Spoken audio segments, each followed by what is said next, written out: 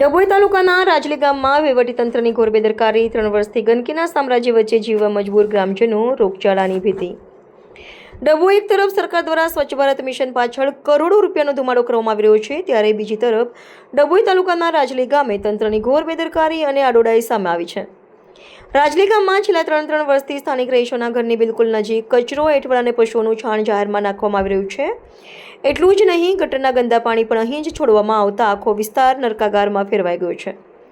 સરપંચ અને તલાટી ઊંઘતા ઝડપાયા, વારંવારની રજૂઆતો બેરાકાને અથડાઈ। સ્થાનિક પીડિત રહીશોના જણાવ્યા અનુસાર અસહ્ય ગંદકી અને માથું ફાડી નાખે તેવી દુર્ગંધથી છુટકારો મેળવવા માટે તેઓ છેલ્લા 3 વર્ષથી સતત લડત ચલાવી રહ્યા છે। ગામના સરપંચ અને તલાટી કમ મંત્રીને રૂબરૂ મળીને મૌખિક તેમજ લેખિતમાં અનેકવાર રજૂઆતો કરવામાં આવી છે।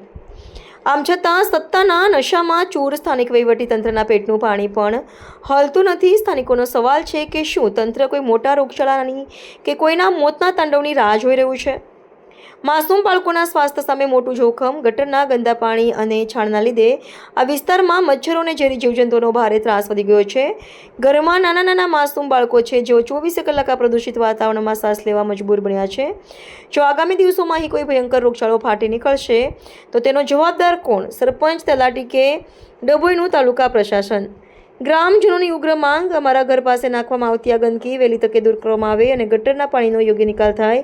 જો આ પ્રશ્નનું તાત્કાલિક નિવારણ નહીં આવે તો આગામી સમયમાં ગ્રામજનો દ્વારા ઉચ્ચ કક્ષાએ રજૂઆત કરી ગાંધીજી માર્ગે આંદોલન કરવાની ફરજ પડશે। ડભોઈ તાલુકાનું રાજલી ગામ અને અમારા ઘર પાસે આ જે ગંદકો છેલ્લા 3 વર્ષથી ચાલી રહેલો છે, અમે તલાટી સરપંચોને રજૂઆત કરીએ છીએ, વારંવાર વર્ષે એ લોકો એ કરે છે, બરાબર છે। હવે એને ગંધાઈ છે, કેટલું સ્મેલ મારે છે, એથી નજીકના રહેવાસી આજુબાજુમાં ઘરમાં છોકરાઓ છે નાના, તો એમને કાલે ઉઠીને કોલેરા કંઈ પણ થાય એની જવાબદારી કોણ લેશે? અને આનો કોઈ નિકાલો કોઈ કરતું જ નથી આજ સુધી। રોડની ઉપર છેક સમસ્યા એવી છે કે આ રોડનું પાણી, ગટરનું છાણ હાથે પેલા રોડ પર આવી શકે છે અને એનું નિરાકરણ કોઈ કશું કરી શકતું નથી। વારંવાર રજૂઆતો કરીએ છીએ તો લોકોને ધમકીઓ આપીને એ કર્યા કરે છે, દબાયા કરે છે। આવા સામાન્ય માણસ છે, એમનું શું થાય?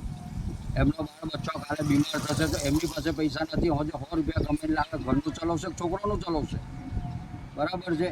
તો એમનું કંઈક, હું તો એવું કહું છું કે એમના માટે કોઈક નિરાકરણ એવું કરો કે જેથી આ ગંદકી એમને ઘરની નજીકથી સાફ થાય, બરાબર? આપણે કંઈક માગતા નથી, એમનો છોકરો સહી સલામત રહે। કટેલ લાઈન કયું ગામ છે? રાજલી ગામ।